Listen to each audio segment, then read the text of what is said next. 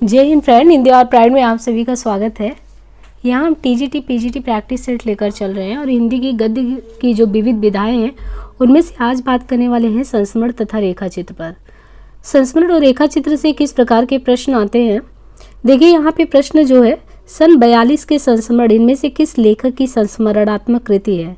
सन 42 के संस्मरण इनमें से किस लेखक की संस्मरणात्मक कृति है। तो यहाँ पे देखिए ये जो है श्री राम शर्मा जी की कृति है। सन 42 के संस्मरण इनमें से श्री राम शर्मा जी की संस्मरणात्मक कृति है। सन 42 के संस्मरण के लेखक जो है श्री राम शर्मा जी हैं। इनके अन्य संस्मरण वे जीते कैसे हैं तथा बोलती प्रतिमाएं, हिंदी के साहित्य क्षेत्र में संस्मरण आधुनिक काल की विधा, हिंदी संस्मरण को विकास की दिशा में बढ़ाने वाले प्रमुख साहित्यकार में है राम वृक्ष बेनीपुरी, माटी की मूर्तें, मील के पत्थर, देवेंद्र सत्यार्थी, क्या गोरी का संवारी तथा रेखाएं बोल उठी, कन्हैयालाल मिश्र प्रभाकर, भूले हुए चेहरे तथा माटी हो गई सोना। तो यहाँ पे जो सन 42 का संस्मरण है ना वो श्री राम शर्मा जी के द्वारा लिखा गया है और इनके अन्य संस्मरण वे जीते कैसे हैं तथा बोलती प्रतिमाएं, हिंदी साहित्य के क्षेत्र में संस्मरण आधुनिक काल की विधा और हिंदी संस्मरण को विकास की दिशा में और भी आगे बढ़ाने वाले साहित्यकारों में जिनका नाम आता है उनमें संस्मरण में राम वृक्ष बेनीपुरी का माटी की मूर्तें, मील के पत्थर, देवेंद्र सत्यार्थी जी का गोरी का सांवरी तथा रेखाएं बोल उठी, कन्हैयालाल जी का प्रभाकर, भूले हुए चेहरे, माटी हो गई सोना। तो ये सभी संस्मरणात्मक कृतियां थी।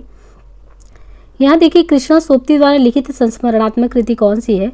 कृष्णा सोपती द्वारा लिखित संस्मरण कृति इनमें से कौन सी है, तो हम अस्मत जो है कृष्णा सोपती जी द्वारा लिखा गया है।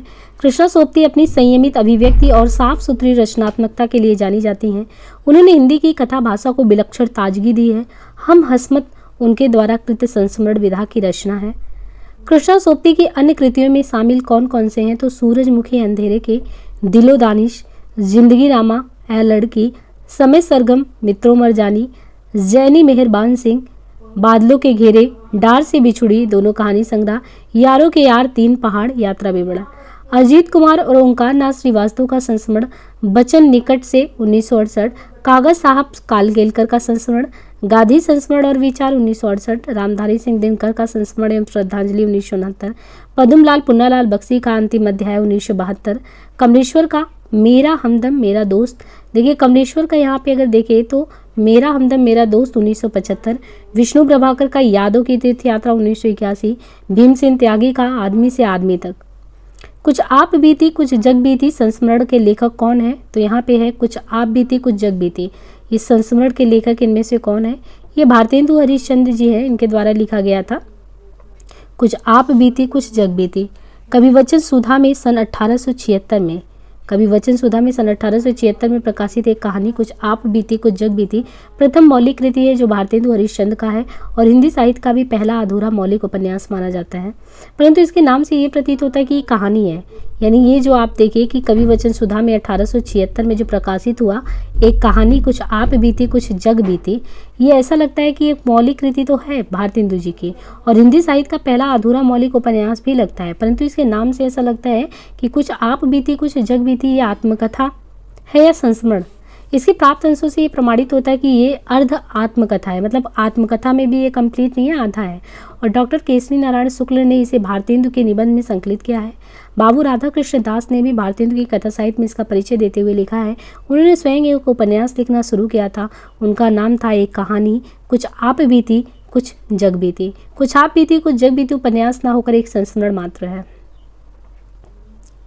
अन्य महत्वपूर्ण तत्वों की बात करें तो आधुनिक हिंदी निर्माताओं में पंडित बनारसी दास चतुर्वेदी एक कर्मठ लेखक और पत्रकार के रूप में विख्यात है। उन्होंने हिंदी लेखन और पत्रकारिता को अंतर्राष्ट्रीय आयाम दिया।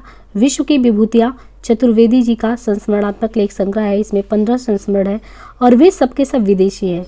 प्रारंभ में इसे सेतुबंध नाम से प्रकाशित किया था और पंडित बद्री नारायण चौधरी प्रेमघर ने जुलाई 1881 में आनंद कादम्बरी मासिक एवं 1891 ईस्वी में नागरी नीरज साप्ताहिक पत्र का प्रकाशन किया। कुछ आप बीती कुछ जग बीती किस विधा की रचना है, तो ये जो कुछ आप बीती कुछ जग बीती ये किस विधा की रचना है, तो ये है संस्मरण विधा की रचना। याद हो कि ना याद हो, यहाँ पे है याद हो कि ना याद हो संस्मरण कृति के लेखक इनमें से कौन है, तो याद हो कि ना याद हो संस्मरण कृति के लेखक इनमें से काशीनाथ सिंह हैं। याद हो कि ना याद हो काशीनाथ सिंह का संस्मरण है। इनकी अन्य प्रमुख पुस्तकें काशी का अस्सी, घर का जोगी जोगड़ा तथा कहानी अफगान इत्यादि है। रेखाएं बोल उठी रेखा चित्र किसने लिखा है? रेखाएं बोल उठी रेखा चित्र इनमें से किसने लिखा है? तो देवेंद्र सत्यार्थी ने लिखा है। रेखा चित्र और संस्मरण परस्पर मिलती जुलती विधाएं हैं जिनमें भेदक रेखा खींच पाना कठिन है। पद्म सिंह शर्मा कमलेश के अनुसार प्रायः प्रत्येक संस्मरण लेखक रेखा चित्र लेखक है और प्रत्येक रेखा चित्र लेखक संस्मरण लेखक। अनुपातिक दृष्टि से व्याक्तिकता एवं तटस्थता को देखकर ही यह निर्णय किया जाता है कि कोई रचना संस्मरण है या रेखा चित्र, क्योंकि रेखा चित्र वस्तुपरक ज़्यादा होता है और संस्मरण में आत्मपरकता ज़्यादा पाई जाती है। रेखा चित्र में लेखक का अपना व्यक्तित्व भी प्रकारांतर से आ जाता है। उत्तर प्रदेश माध्यमिक शिक्षा सेवा चयन बोर्ड ने अपने प्रश्न में रेखाएं बोल उठी में एक ही वर्ष की परीक्षा में 2 प्रश्नों को कहीं संस्मरण दर्शाया तो कहीं रेखा चित्र। रेखाएं बोल उठी देवेंद्र सत्यार्थी का रेखा चित्र है। इनकी अन्य कृतियों में शामिल है एक युग एक प्रतीक, क्या गोरी क्या सावरी तथा कला के हस्ताक्षर। देवेंद्र सत्यार्थी के संस्मरण का नाम क्या है? तो यहाँ पे देखिए जो देवेंद्र सत्यार्थी हैं इनके संस्मरण का नाम क्या है? इनके संस्मरण का नाम रेखाएं बोल उठी। माटी की मूर्ति नामक रेखा चित्र किसने लिखा है? तो यहाँ पे माटी की मूर्ति और माटी की मूर्ति नामक रेखा चित्र इनमें से किसने लिखा है? तो रामरिच बेनीपुरी जी ने माटी की मूर्ति उनके द्वारा लिखा गया है। इनके अन्य रेखा चित्र है लाल तारा, गेहूं और गुलाब। गेहूं और गुलाब की रचना विधा है, यानी गेहूं और गुलाब जो है वो रचना विधा है, लेकिन किस चीज़ की रचना विधा है? तो गेहूं और गुलाब इनमें से ना उपन्यास है, ना कहानी है, ना नाटक है, निबंध की विधा में आता है। लाल तारा की विधा जो है वो कौन सी विधा है? तो लाल तारा जो है रेखा चित्र विधा है। माटी की मूर्ति किस विधा की रचना है? तो माटी की मूर्ति जो है रेखा चित्र विधा के तहत है। और माटी की मूर्ति के लेखक कौन है? तो माटी की मूर्ति के लेखक रामरिच बेनीपुरी हैं। बनारसी दास चतुर्वेदी के रेखा चित्र हैं कौन से? रेखा चित्र और श्वेतबंधु, यानी बनारसी दास चतुर्वेदी के द्वारा जो है रेखा चित्र और श्वेतबंधु दोनों ही वो किया गया है, लिखा गया है। रेखा चित्र और श्वेतबंध बनारसी दास चतुर्वेदी का रेखा चित्र है। बनारसी दास चतुर्वेदी इस बात को मानते हैं कि अंग्रेजी के प्रसिद्ध लेखक A.G. गार्डनर से अच्छा रेखा चित्रकार शायद ही कोई होता। गार्डनर ने जो रेखा चित्र बनाया है उसमें कहीं भी अपनी छाया नहीं पड़ने दी। उसमें जितने रंग हैं वे सब चरित्र नायक के ही हैं। अन्य महत्वपूर्ण तथ्यों में देखें तो तुर्गनेव को रेखा चित्रों के लेखन का पितामह माना जाता है। किसको? तुर्गनेव को रेखा चित्रों के लेखन का पितामह माना जाता है। चतुर्वेदी जी ने अपने ग्रंथ रेखा चित्र की भूमिका में लिखा है, जिस आदमी को जीवन के विविध अनुभव प्राप्त नहीं हुए, जिसने आंखें खोलकर दुनिया नहीं देखी, जिसे कभी जीवन संग्राम में जमने का मौका नहीं मिला, जो संसार के भले बुरे आदमियों के संसर्ग में नहीं आया, मनोवैज्ञानिक घात प्रतिघात को जिसने अध्ययन नहीं किया और जिसने एकांत में बैठकर जिंदगी के भिन्न भिन्न प्रश्नों पर विचार नहीं किया, भला वह क्या सजीव चित्रण कर सकता है। बनारसी दास चतुर्वेदी ने लिखा है, संस्मरण रेखा चित्र और आत्मचरित इन तीनों का एक दूसरे से इतना घनिष्ठ संबंध है कि एक की सीमा दूसरे से कहाँ मिलती है, कहाँ अलग हो जाती है, इसका निर्णय करना कठिन है। सन 1912 में चतुर्वेदी जी का पहला रेखा चित्र मर्यादा में औरंगजेब नाम से प्रकाशित हुआ था। वे मानते हैं कि उन्होंने लगभग 125 रेखा चित्र लिखे होंगे। किसने? चतुर्वेदी जी ने। उनका जो 1912 में पहला रेखा चित्र मर्यादा में औरंगजेब नाम से प्रकाशित हुआ और वे मानते हैं कि उन्होंने लगभग 125 रेखा चित्र लिखे होंगे, किंतु इस पुस्तक में कुल 40 रेखा चित्र प्रकाशित हुए। विश्व की विभूतियां भी चतुर्वेदी जी का संस्मरणात्मक लेख संग्रह है। प्रारंभ में इसे सेतुबंध नाम से प्रकाशित किया गया था, किंतु द्वितीय चरण में इसका नाम विश्व की विभूतियां रख दिया गया। चतुर्वेदी जी का एक ग्रंथ है हमारे आराध्य हैं। इस ग्रंथ में 17 महापुरुषों का जीवन चरित्र किया गया है। उसी प्रकार विश्व की विभूतियों में भी 15 संस्मरण हैं, वे सबके सब विदेशी हैं। अमिट रेखाएं के संस्मरण रेखा चित्रकार कौन है? अमिट रेखाएं, तो अमिट रेखाएं के हैं सत्यवती मलिक। अमिट रेखाएं 1951 सत्यवती मलिक का संस्मरण रेखा चित्र है। विष्णु प्रभाकर के रेखा चित्र जाने अनजाने, कुछ शब्द कुछ रेखाएं और हंसते निर्झर दहकती भट्टी। देवेंद्र सत्यार्थी का रेखा चित्र रेखाएं बोल उठी तथा शिवपूजन सहाय का रेखा चित्र वे दिन वे लोग। महादेवी वर्मा का रेखा चित्र इनमें से कौन सा नहीं है? तो देखिए इनमें से महादेवी वर्मा का रेखा चित्र इनमें से कौन सा नहीं है? अतीत के चलचित्र, स्मृति की रेखाएं, पथ के साथी, तो ये सभी ही हैं। हिंदी की संस्मरणात्मक रेखा चित्र साहित्य की श्री वृद्धि में यानी उसको बढ़ाने में जो है महादेवी वर्मा ने महत्वपूर्ण योगदान किया है। उनका अगर देखें हम तो अतीत के चलचित्र 1941, स्मृति की रेखाएं 1947, पथ के साथी 1956, स्मारिका 1971 और मेरा परिवार 1972 उनके उल्लेखनीय रेखाचित्र संग्रह है। यद्यपि महादेवी की रचनाओं की विधा के संबंध में विद्वानों में पर्याप्त मतभेद रहा है। इन्हें निबंध, संस्मरण और कहानी में से कोई एक संज्ञा भी दी जाती है, किंतु अधिकांश विद्वान उन्हें संस्मरणात्मक रेखाचित्र ही मानते हैं। उत्तर प्रदेश माध्यमिक शिक्षा सेवा चयन बोर्ड ने अपनी संशोधित उत्तर कुंजी में इस प्रश्न का उत्तर विकल्प बी माना है। लेकिन हमने देखा है कि इनका जो है अतीत का चलचित्र, पथ के साथी, स्मृति की रेखाएं सब माना जाता है कि वो एक ही श्रेणी में आते हैं। निम्नलिखित में से कौन सी रचना रेखा चित्र है? पथ के साथी, यामा, श्रृंखला की कड़ियाँ। तो यहाँ पे देखिए जो है रेखा चित्र के पथ के साथी ये महादेवी वर्मा जी का है। बाकी सारी रचनाएं यामा हो, श्रृंखला की कड़ियाँ हो, दीपशिखा हो, ये सभी महादेवी वर्मा जी की ही रचनाएं हैं। स्मृति की रेखाएं, रेखांकन के रचनाकार कौन है? तो ये है महादेवी वर्मा जी का ही है स्मृति की रेखाएं। महादेवी वर्मा द्वारा लिखित पथ के साथी में निम्नलिखित में से किस साहित्यकार का संस्मरण नहीं है? ये क्वेश्चन इससे पहले भी हमने डिस्कस कर लिया है कि उन्होंने पथ के साथी में अपने राहगीरों को याद किया कि जो जीवन के चलते रास्ते में उनसे कहीं ना कहीं किसी प्रकार से भेंट किए हैं। ऐसे में वो किनका नाम नहीं या किनका जिक्र नहीं करती हैं, वो हैं अयोध्या सिंह उपाध्याय हरिऔध। फिर निराला का भी जिक्र करती है, रविन्द्रनाथ टैगोर जी का भी करती है, मैथिली शरण गुप्त का भी करती हैं। और GIC, UPPSC, LT ग्रेड दोनों ही एग्जाम में ही आया है। इससे पूर्व भी हमने जो 13,000 क्वेश्चन वो पूरा सीरीज करवाया उसमें भी है। महादेवी वर्मा ने अपने संस्मरण पथ के साथी में अपने समकालीन रचनाकारों का चित्रण किया है। पथ के साथी में रविन्द्रनाथ टैगोर जी हैं, मैथिली शरण हैं, जयशंकर प्रसाद हैं, त्रिपाठी निराला जी हैं, पंत हैं, सुभद्रा कुमारी चौहान है, सियाराम शरण गुप्त के उत्कृष्ट शब्द भी हैं। महादेवी जी ने किस रचना में पशु पक्षियों के रेखा चित्र प्रस्तुत किए हैं? तो महादेवी जी ने किस रचना में पशु पक्षियों के रेखा चित्र को प्रस्तुत किया है? तो यहाँ पे देखिए पथ के साथी, अतीत के चलचित्र, स्मृति की रेखाएं, मेरा परिवार। महादेवी जी ने किस रचना में पशु पक्षी? तो मेरा परिवार जो है महादेवी वर्मा जी ने किस रचना में जो है पशु पक्षियों के रेखा चित्र प्रस्तुत किए हैं?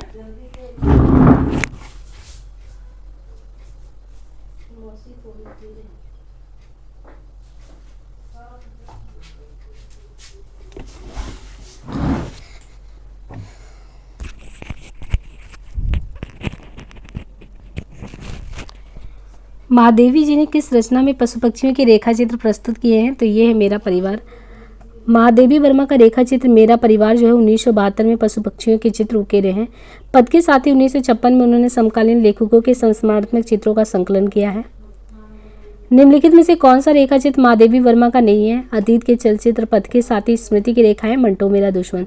तो देखिए कौन सा ऐसा रेखा चित्र जो महादेवी वर्मा का नहीं है? तो यहाँ पे देखिए मंटो मेरा दुश्मन, अतीत के चलचित्र, पथ के साथी, स्मृति की रेखाएं। तो यहाँ पे अगर बात करें जो मंटो मेरा दुश्मन महादेवी वर्मा का रेखा चित्र नहीं है बल्कि उपेंद्र नाथ अस का संस्मरण है। इनका एक अन्य संस्मरण है बेदी, मेरा हमदम मेरा दोस्त। उपेंद्र नाथ अस के रेखा चित्र हैं इनमें से कौन से? तो उपेंद्र नाथ अस का जो रेखा चित्र है, रेखाएं और चित्र 1955 ईस्वी। अस्क ने चेहरे अनेक 5 भाग 1977 से 88 में अपनी जीवनी कथा प्रस्तुत की है। निम्न में से कौन रेखा चित्र विधा की रचना नहीं है? निम्न में से कौन इसमें से रेखा चित्र विधा की रचना नहीं है? तो इसमें से जो कठ गुलाब है वो कठ गुलाब रेखा चित्र विधा की रचना नहीं है। प्रतिष्ठित हिंदी कथाकार मृदुला गर्ग जो है, प्रतिष्ठित हिंदी कथाकार मृदुला गर्ग का नवीनतम उपन्यास कठ गुलाब है। जबकि छड़ बोले कड़ मुस्कुराए कन्हैयालाल मिश्र प्रभाकर का पुरानी स्मृतियाँ प्रकाश चंद्र गुप्त की और रेखाएं बोल उठी देवेंद्रनाथ सत्यार्थी का रेखा चित्र है। महावीर प्रसाद द्विवेदी द्वारा रचित इनमें से संस्मरण कौन सा नहीं है? तो इसमें से ये बताना है कि कौन सा महावीर प्रसाद द्विवेदी द्वारा रचित संस्मरण नहीं है। अनुमोदन का अंत, इधर उधर की बातें, सभा की सभ्यता, विज्ञानाचार्य वसु का विज्ञान मंदिर। तो इनमें से जो महावीर प्रसाद द्विवेदी द्वारा रचित संस्मरण नहीं है कौन सा है? तो ये है महावीर प्रसाद द्विवेदी द्वारा रचित संस्मरण इनमें से कौन सा नहीं है?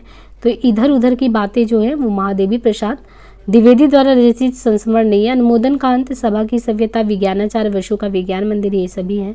देखिए यहाँ पे अनुमोदन का जो अंत है ना, अनुमोदन का अंत फरवरी 1905, सभा की सभ्यता अप्रैल 1907, विज्ञानाचार्य वसु का विज्ञान मंदिर जनवरी 1918 महावीर प्रसाद द्विवेदी के संस्मरण है। जबकि इधर उधर की बातें मई 1918 रामकुमार खेमका का संस्मरण है। जगत बिहारी सेठ ने मेरी बड़ी छुट्टियों का प्रथम सप्ताह जून 1913, पांडुरंग खान खोजी वाशिंगटन महाविद्यालय का संस्थापन दिनोत्सव तथा प्यारेलाल मिश्र ने लंदन का फाग या कोहरा 1908 शीर्षक से संस्मरण लिखा है। और काशी प्रसाद जायसवाल ने इंग्लैंड के देहात में महाराज बनारस का कुआं, जगन्नाथ खन्ना ने अमेरिका आने वाले विद्यार्थियों को सूचना 1911 तथा भोला दत्त पांडे ने मेरी नई दुनिया संबंधी राम कहानी दिसंबर 1909 नामक शीर्षक से संस्मरण लिखे हैं। निम्नलिखित में से कौन सा संस्मरण रेखा चित्र विधा की रचना नहीं है? तो कौन सी ऐसी है कि इसमें से जो कौन सा ऐसा है जो संस्मरण रेखा चित्र विधा की रचना नहीं है? तो वो है माटी की मूर्तें। माटी की मूर्ति नहीं है, ये ज्योति विहग है। पद्म पराग पद्म सिंह शर्मा, अतीत के चलचित्र महादेवी वर्मा, माटी की मूर्ति। रामवृक्ष बेनीपुरी का संस्मरण रेखा चित्र है। कौन सा? पद्म पराग पद्म सिंह शर्मा, अतीत के चलचित्र महादेवी वर्मा, माटी की मूर्ति। ये सभी रामवृक्ष बेनीपुरी का संस्मरण रेखा चित्र है। ज्योति विहग शांतिप्रिय द्विवेदी द्वारा सुमित्रा नंदन पंत द्वारा लिखी गई आलोचनात्मक पुस्तक है। श्रीराम शर्मा की बोलती प्रतिमा रचना की विधा कौन सी है? श्रीराम शर्मा की बोलती प्रतिमा, जो श्रीराम शर्मा की बोलती प्रतिमा रचना की विधा है, तो यानी किस रचना की? तो ये जो है रेखा चित्र के तहत आता है। पंडित श्रीराम शर्मा के रेखा चित्रों का संग्रह बोलती प्रतिमा। तो ये जो बोलती प्रतिमा है 1937 के नाम से प्रकाशित हुआ। उनका एक रेखा चित्र जंगल के जीव भी है। वर्ष 1936 से 37 से हिंदी रेखा चित्र में विकास की रेखाएं क्रमिक रूप से जो है वो मिलने लगती हैं। बोलती प्रतिमा के रचनाकार इनमें से कौन है? तो बोलती प्रतिमा के रचनाकार इनमें से कौन है? तो श्रीराम शर्मा जो है ये बोलती प्रतिमा के रचनाकार हैं।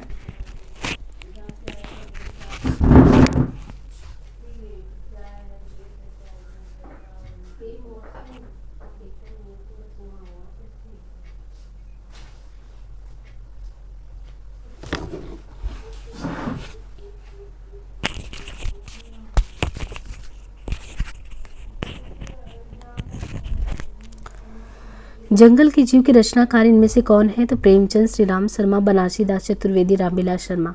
देखिए यहाँ पे जो जंगल के जीव हैं रचनाकार इसके कौन है? तो जंगल के जीव के हैं श्रीराम शर्मा। जंगल के जीव कृति के लेखक इनमें से कौन है? तो जंगल के जीव कृति के लेखक इनमें से कौन है? श्रीराम शर्मा। हिंदी में रेखाचित्र के प्रथम रचयिता पंडित पद्म सिंह शर्मा की रचना का नाम क्या है? तो ये है पद्म पराग। हिंदी में रेखाचित्र के प्रथम रचयिता पंडित पद्म सिंह शर्मा की रचना का नाम क्या है? पद्म पराग है। हिंदी के प्रारंभिक संस्मरण रेखा चित्रों के प्रवर्तक पद्म सिंह शर्मा माने जाते हैं, उनकी रचना पद्म पराग। देखिए ये जो है ना क्वेश्चन कि हिंदी के प्रारंभिक जो संस्मरण रेखा चित्र उनके प्रवर्तक पद्म सिंह शर्मा माने जाते हैं, उनकी रचना पद्म पराग रेखा चित्र है। पद के साथ ही 1956 ईस्वी महादेवी वर्मा कृत रेखा चित्र है और 10 तस्वीरें 1963 में जगदीश चंद्र माथुर कृत रेखा चित्र है। रेखा और संग 1955 विनय मोहन शर्मा का ही रेखा चित्र ही है। अब यहाँ से देखिए जो रिपोर्ताज संबंधी प्रश्न शुरू होते हैं। हिंदी में जो रिपोर्ताज है, हिंदी में रिपोर्ताज का आरंभ किस युग में हुआ था? तो देखिए यहाँ पे हिंदी में जो रिपोर्ताज का आरंभ हुआ वो किस युग में हुआ था? द्विवेदी युग है, भारतेंदु युग है, प्रसादोत्तर है या छायावादोत्तर है? तो यहाँ पे देखिए हिंदी में जो रिपोर्ताज लेखन की परंपरा शुरू होती है, हिंदी में रिपोर्ताज लेखन की परंपरा शिवदान सिंह चौहान की रचना लक्ष्मीपुरा दिसंबर 1938 से शुरू हुआ। हंस के समाचार और विचार तथा अपना देश स्तंभों के तहत भी उनकी शैली की अनेक रचनाएं प्रकाशित हुई, जिनमें मौत के खिलाफ जिंदगी की लड़ाई विशेष रूप पर उल्लेखनीय है। छायावाद का काल 1918 से 38 ईस्वी तक माना जाता है। तत्पश्चात छायावादोत्तर युग प्रारंभ हो जाता है। अतः स्पष्ट है कि हिंदी में रिपोर्ताज का आरंभ जो है वो प्रसादोत्तर युग छायावादोत्तर युग से हुआ। नवीन रिपोर्ताज की परंपरा किस रचना से आरंभ होती है? तो ये जो नवीन रिपोर्ताज है इसकी परंपरा किस रचना से शुरू होती है? तो ये है लक्ष्मीपुरा।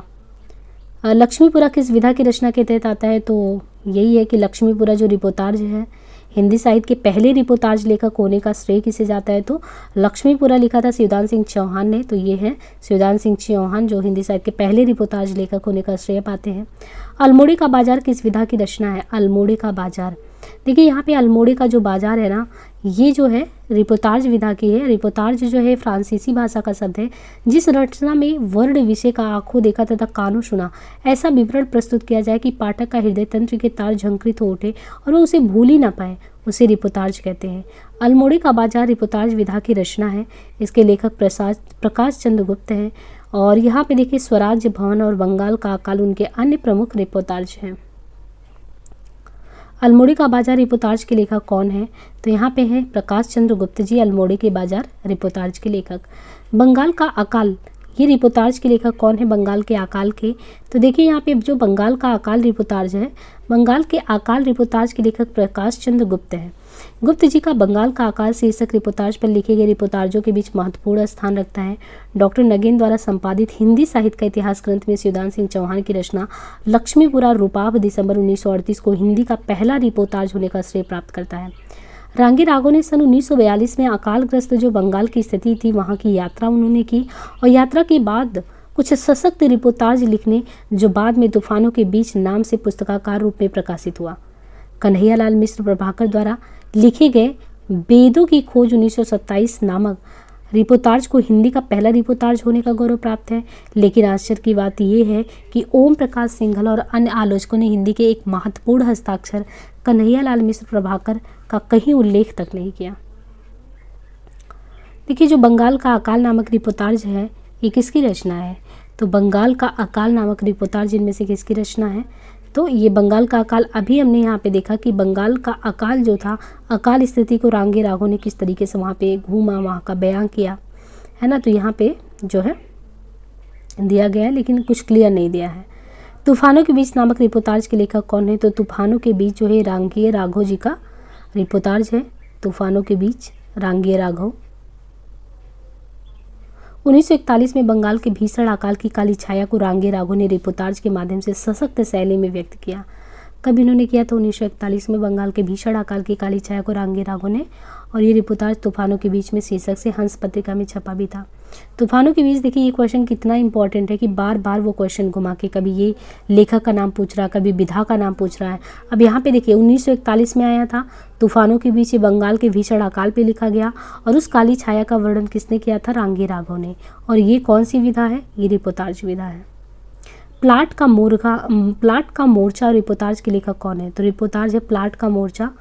ये रांगे राघव, शमशेर बहादुर सिंह, फणीश्वरनाथ रेणु, रामरिच बेनीपुरी, इनमें से ये प्लाट का मोर्चा जो है रिपोर्ताज ये किसके द्वारा लिखा गया है? तो प्लाट का मोर्चा रिपोर्ताज के लेखक शमशेर बहादुर सिंह है। प्लाट का मोर्चा रिपोर्ताज के लेखक शमशेर बहादुर सिंह है। अन्य महत्वपूर्ण तत्वों पर ध्यान दे तो ऋण जल धन जल, नेपाली क्रांति कथा, वन तुलसी की गंध, श्रुत अश्रुत पूर्व फणीश्वरनाथ रेणु द्वारा लिखे गए रिपोर्ताज है। तो ऋण जल धन जल, नेपाली क्रांति कथा, वन तुलसी की गंध, श्रुत अश्रुत पूर्व फणीश्वरनाथ रेणु द्वारा लिखे गए रिपोर्ताज है। शिवसागर मिश्र के रिपोर्ताज 1965 में लड़े गए भारत पाक युद्ध को आधार बनाकर लिखे गए हैं। धर्मवीर भारती ने सितंबर 1971 में मुक्ति वाहिनी के साथ मुक्ति वाहिनी के साथ बांग्लादेश की यात्रा की थी। इसी वर्ष भारतीय थल सेना के साथ वे भारत पाक युद्ध के मोर्चे पर भी गए थे। इन दोनों ही रोमांचक घटनाओं पर आधारित रिपोर्ताज को उन्होंने युद्ध यात्रा में संकलित किया है। इसके पहले रिपोर्ताज धर्मयुग में भी प्रकाशित हुए थे। प्लाट का मोर्चा शमशेर बहादुर सिंह कृत है। तो जो प्लाट का मोर्चा है ये शमशेर बहादुर सिंह कृत है, रिपोर्ताज कृत है। विवेकी राय द्वारा रचित कृत बाढ़ बाढ़ बाढ़ हिंदी साहित्य की किस विधा के प्रसिद्ध रचना में आता है? तो ये जो आता है बाढ़ बाढ़ बाढ़ हिंदी साहित्य की किस विधा के प्रसिद्ध रचना है? तो रिपोर्ताज साहित्य के तहत आता है। विवेकी राय द्वारा रचित कृति बाढ़ बाढ़ तो हो ही गया। अब यहाँ पे देखिए रिपोर्ताज और लेखक, तो जो प्रसिद्ध या बहुत ही ज़्यादा आप कह सकते हैं कि जिन लेखकों और आपको रिपोर्ताज को ध्यान रखना है उनमें है जैसे खून के चीटे, तो खून के चीटे भगवत शरण उपाध्याय, एकलव्य के नोट्स फणीश्वरनाथ रेणु, पेरिस के नोट्स राम कुमार। तो खून के चीटे भगवत शरण उपाध्याय, एकलव्य के नोट्स फणीश्वरनाथ रेणु, पेरिस के नोट्स राम कुमार, धरती के लिए कैलाश नारद, प्राग एक स्वप्न निर्मल वर्मा, क्या हमने कोई षड्यंत्र रचा था, शती कुमार। इनमें से कौन सी गद्य विधा विगत 15-20 वर्षों की ही देन है? तो 15-20 वर्षों में जो है इधर भी जो आया है तो ये है रिपोर्ताज है, फीचर लेखन है, तो ये विगत 15-20 वर्षों की देन है। रिपोर्ताज तथा फीचर लेखन नवीन विधा है जो द्वितीय विश्व युद्ध के आसपास प्रारंभ हुआ और अन्य विकल्पों में इसे पुरानी विधा है। प्रश्न में 15-20 वर्षों की गद्य विधाएं पूछा गया, जबकि यह लगभग वही 70-75 वर्ष पुरानी विधा है, मतलब इतना भी नया नहीं है, आप कह सकते हैं कि इससे जो है पुरानी विधा है। तो यहाँ पे देखिए अब इंटरव्यू से और कुछ क्वेश्चन और भी जो इनमें से शुरू होते हैं, जैसे इंटरव्यू विधा से किस प्रकार के प्रश्न बनते हैं।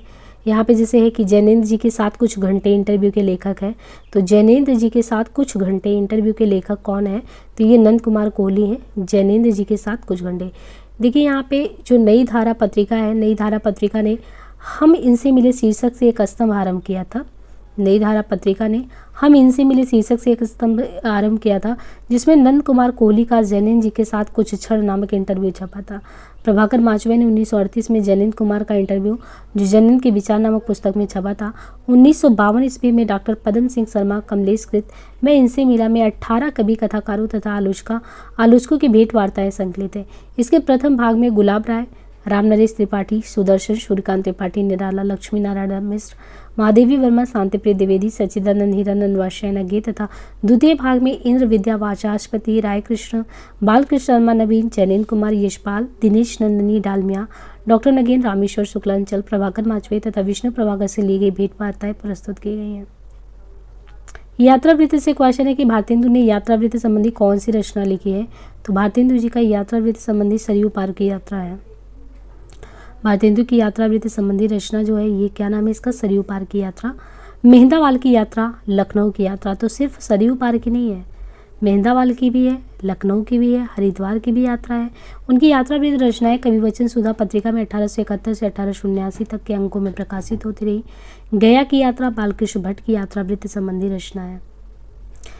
निम्नलिखित में विष्णु प्रभाकर लिखित यात्रावृत्त कौन सा है। तो विष्णु प्रभाकर लिखित यात्रावृत्ति इनमें से कौन सा है। घाट घाट का पानी, दरख्तों के पार शाम, ज्योतिपुंज, हिमालय, सागर के आर पार। तो देखिए यहाँ पे ज्योतिपुंज हिमालय विष्णु प्रभाकर की यात्रावृत्त कौन सी है। तो विष्णु प्रभाकर का यात्रावृत्त ज्योतिपुंज हिमालय 1982, राह चलते चलते 85, हिम शिखरों के छाया में 1988, हम सफ़र मिलते रहे 1996, आकाश एक है 98, संपूर्ण यात्रावृत्त 1999। हमारी यात्रा की यात्रा वृत्तांतकार कौन है। तो हमारी यात्रा की यात्रा वृत्तांतकार है लोचन प्रसाद पांडे। हमारी यात्रा की यात्रा वृत्तांतकार लोचन प्रसाद पांडे हैं। इनकी यह यात्रा वृत्तांत दिसंबर 1915 में हिंदू में छपी थी। भगवान दास वर्मा का यात्रा वृत्तांत लंदन का यात्री तथा यशपाल जैन की आरोप जो यूरोप यात्रा के संस्मरण यात्रा वृत्तांत है। लंका यात्रा का विवरण यात्रा वृत्त के लेखक कौन है इनमें से। तो लंका यात्रा के विवरण यात्रा वृत्त के लेखक इसमें से गोपाल राय गैमरी जी हैं। द्विवेदी युग के गोपाल राय गैमरी ने लंका यात्रा का विवरण 1916 की रचना करके यात्रावृत्ति संबंधी साहित्य की श्रीवृद्धि की है। उन्होंने रेल तथा जहाज द्वारा की गई अपनी लंका यात्रा का विवरण प्रस्तुत किया है। यात्रा वृत्तांत के लेखक एवं यायावर के रूप में जिनकी प्रसिद्धि है वे हैं तो वे हैं राहुल सांकृत्यायन जी। यात्रा लेखन में राहुल सांकृत्यायन का जो है वो अनन्यतम स्थान है। वे पक्के घुमक्कड़ थे और उनके जीवन का बहुत बड़ा भाग घूमने फिरने में व्यतीत हुआ। उन्होंने तिब्बत में 1.25 वर्ष 1933, मेरी यूरोप यात्रा 1935, मेरी तिब्बत यात्रा 1937, घुमक्कड़ शास्त्र, श्रीलंका की यात्रा, मेरी लद्दाख यात्रा, रूस में 25 मास, जापान की यात्रा आदि यात्रा वृत्तांत कृतियों को रचा है। घुमक्कड़ शास्त्र यात्रा वृत्त के लेखक इनमें से कौन से हैं। तो घुमक्कड़ शास्त्र किसके द्वारा है, राहुल सांकृत्यायन के द्वारा। घुमक्कड़ शास्त्र नामक ग्रंथ के लेखक इनमें से कौन है, घुमक्कड़ शास्त्र। तो घुमक्कड़ शास्त्र के इनमें से राहुल सांकृत्यायन जी हैं। अरे यायावर रहेगा याद किस विधा की रचना है। अरे यायावर रहेगा याद ये किस विधा की रचना है। तो ये कौन सी विधा है, यात्रा वृत्तांत। अरे यायावर रहेगा याद यात्रा वृत्तांत के तहत आता है। इसमें अज्ञेय जी द्वारा स्वतंत्रता पूर्व भारत की यात्रा का वर्णन इसमें वर्णित कुछ स्थल वर्तमान पाकिस्तान का भी हिस्सा है। वर्ष 1955 में यूनेस्को के निमंत्रण पर अज्ञेय जी यूरोप भ्रमण पर गए। 1955 में यूनेस्को के निमंत्रण पर अज्ञेय जी यूरोप भ्रमण पर गए तथा इस यात्रा का वृत्तांत उन्होंने एक बूंद सहसा उछली में किया था।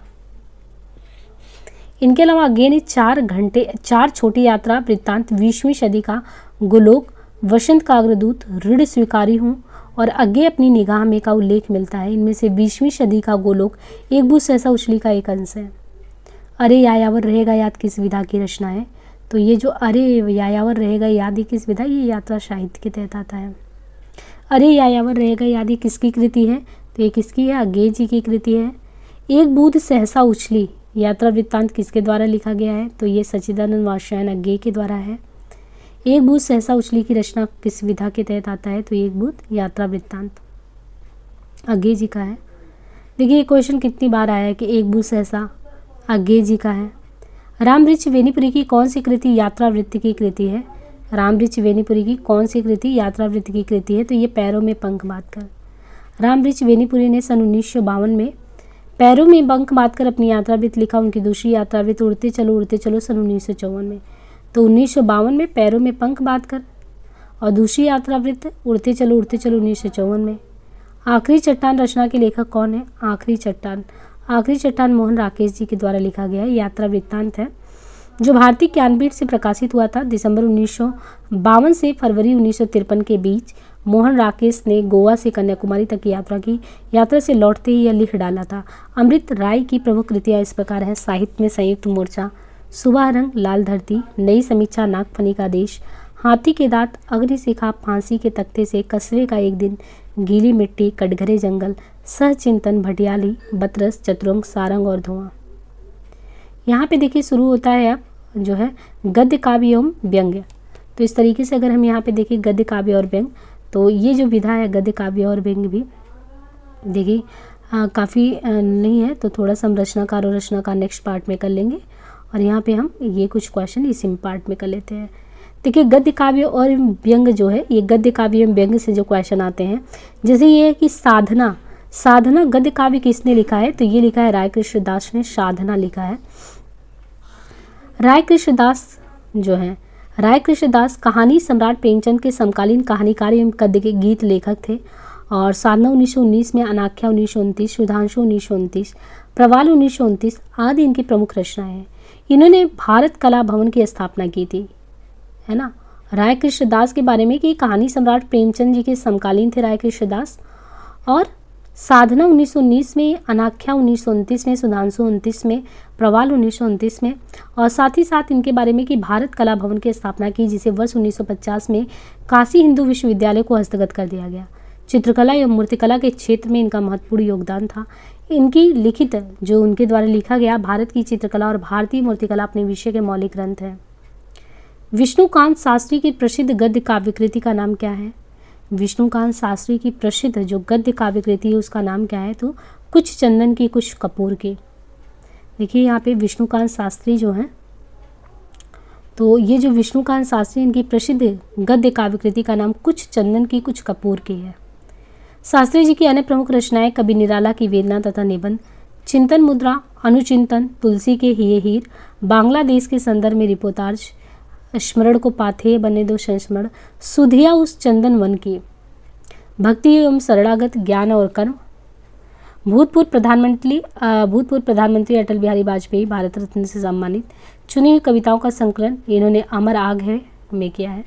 निठल्ले की डायरी नामक हास्य व्यंग्य निबंध संग्रह के लेखक कौन है? तो यहाँ पे जो निठल्ले की डायरी है नामक हास्य व्यंग्य निबंध संग्रह के लेखक इनमें से कौन है? तो यहाँ पे है हरिशंकर परशाई। निठल्ले की डायरी हरिशंकर परशाई के व्यंग्यों का, निठल्ले की जो डायरी है हरिशंकर परशाई के व्यंग्यों का एक संग्रह है। इसमें उनके 26 व्यंग्य शामिल हैं, जिसमें समाज में फैले भ्रष्टाचार, दिखावा और अफसरशाही आदि को उन्होंने अपनी कलम से निशाना बनाया। तुलसीदास चंदन घिसे के लेखक इनमें से कौन है? तो जो तुलसीदास चंदन घिसे इसके लेखक कौन है इनमें से? हरिशंकर परशाई। हरिशंकर परशाई तुलसीदास चंदन घिसे के लेखक हैं। इस रचना की मूल अंतर्वस्तु और उसके भाषा शिल्प दोनों ही स्तरों से ये ज्ञात होता है कि परशाई जनता के रचनाकार थे। उनके इस निबंध संग्रह में सारिका के लिए 2 स्तंभ तुलसीदास चंदन घिसे तथा कबीरा कड़ा बाजार में के अंतर्गत लिखे गए 31 निबंध शामिल हैं। और इन निबंधों में उन्होंने राष्ट्रीय स्तर पर दिखने वाले अंतर्विरोधों पर कड़े प्रहार किए हैं। और हरिशंकर परशाई की रचनाओं में मौलाना का लकड़ा, राग बिराग, सदाचार का ताबीज, भोलाराम का जीव, मुंडन, एक तृप्त आदमी की कहानी, मैं हूँ तोता, प्रेम का मारा और सत्य साधक मंडल आदि कहानियाँ व्यंग्यपरक हैं। इन कहानियों में यदि एक और राजनीति और शासन तंत्र की विकृति एवं कार्य पद्धति की आलोचना है, तो दूसरी ओर जो है साधारण जो है, दूसरी ओर जो है क्या है? तो दूसरी ओर साधारण आदमी की यातना और महत्वाकांक्षा शून्य जो मानसिकता है उसके बारे में चित्रण है।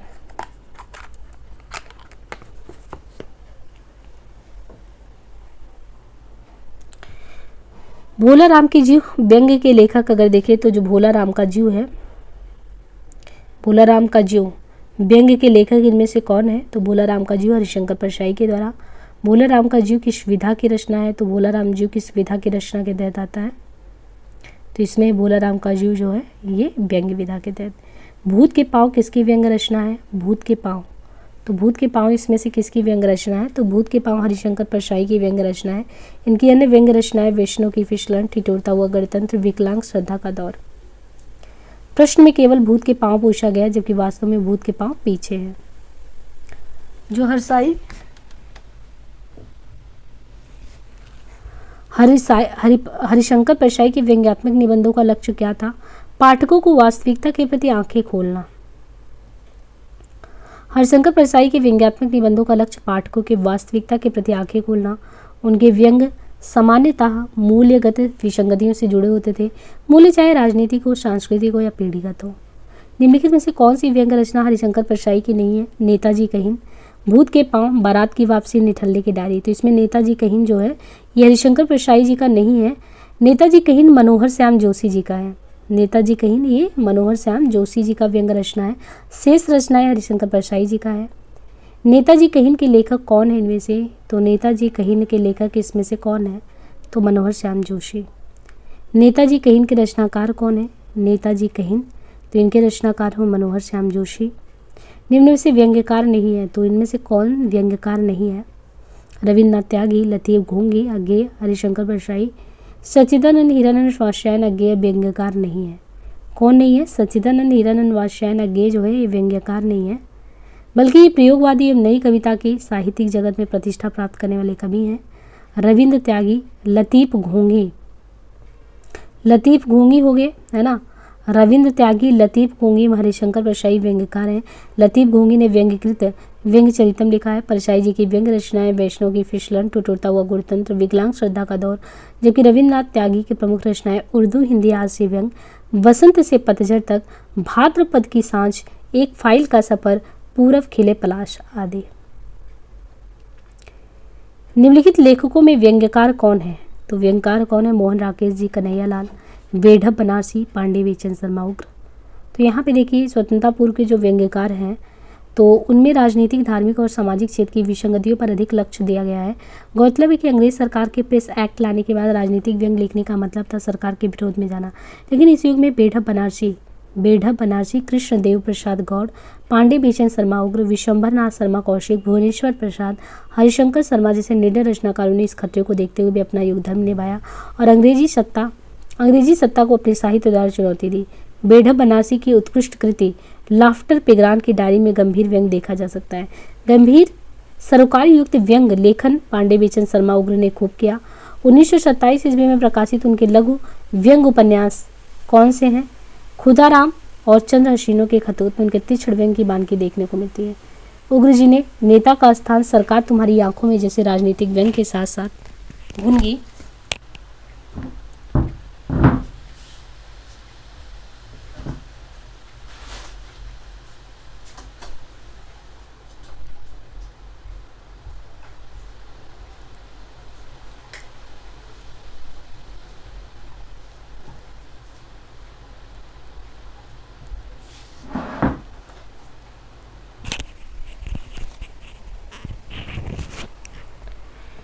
भुनगी जैसे तीव्र लाक्षणिक कहानी में भी लिखी है। साथ ही धार्मिक और सामाजिक आडंबरों की विसंगतियों पर भी उन्होंने क्या किया है, एक तरीके से चोट किया है। जब पांडे बेचन शर्मा उग्र की कहानी चॉकलेट, जिसकी प्रशंसा स्वयं महात्मा गांधी ने भी की थी, छपी तो हिंदी के तथाकथित प्रौढ़ आलोचकों ने उग्र साहित्य को क्या कहा? एक घासलेटी साहित्य का नाम दिया।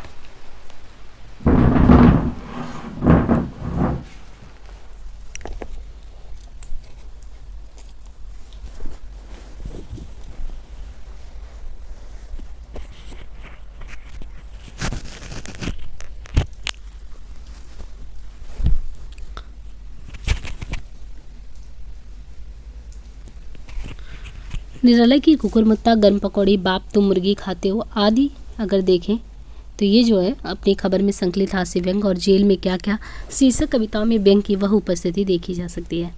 गंभीर जनोन्मुख व्यंग्य कर्म की बानगी जो है हमें विशंभर नाथ शर्मा कौशिक की दुबे जी की चिट्ठियाँ, हरिशंकर परसाई जी के द्वारा, तो यहाँ पे देखिए कई नाम दिए गए हैं जो है कि कहाँ कहाँ में ये सब देखने को मिलता है।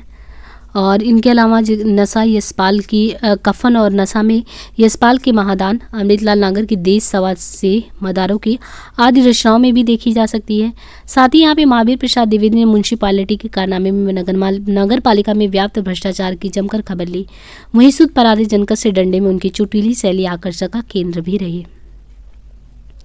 यहाँ से देखिए रचना एवं रचनाकार जो है ये शुरू होगा, तो इसको हम नेक्स्ट पार्ट में करेंगे। फ्रेंड्स, आप लोगों से ये निवेदन है कि थोड़ा सा आपको यहाँ पे पीछे से बैकग्राउंड में आवाज़ भी आता होगा और कभी कभी हम बीच में जो है नहीं भी बोलते हैं, तो इसको ये मानिए कि कोई ऐसा अपना ऑफिशियल वो नहीं है कि यूट्यूब का जो एक अपना कमरा हो इस टाइप में, तो उससे बहुत ज़्यादा बीच बीच में परेशानियाँ आती हैं। परंतु अपना आप ध्यान सिर्फ इसी पे केंद्रित करिए कि आपको साथ में अपना प्रैक्टिस सेट लगाना है और ये सारी चीज़ों को नहीं देखना है इसमें। तो हिंदी और प्राइड करके डिस्क्रिप्शन में लिंक प्रोवाइड किया गया है टेलीग्राम का, वहाँ से आप कनेक्ट हो सकते हैं मुझसे। और आज के लिए इतना ही, बाकी ये कंटिन्यूअस अब रचना एवं रचनाकार पे नेक्स्ट जो वीडियो होगा। तो आज के लिए ये जो गद्य की विविध विधाएँ थी, जिसमें सारे हमने कविता, कहानी है ना, उपन्यास, संस्मरण हो गया, और जितनी भी विधाएँ, रिपोर्टाज और डायरी वगैरह से जो भी क्वेश्चन आते हैं, खासकर जो टीजीटी पीजीटी में प्रीवियस में आए उन सारे पे डिस्कशन कर लिया है। अभी ये जो नेक्स्ट शुरू होगा अब रचना एवं रचनाकार जो टॉपिक उस पर शुरू होगा। सो आज के लिए इतना ही, धन्यवाद।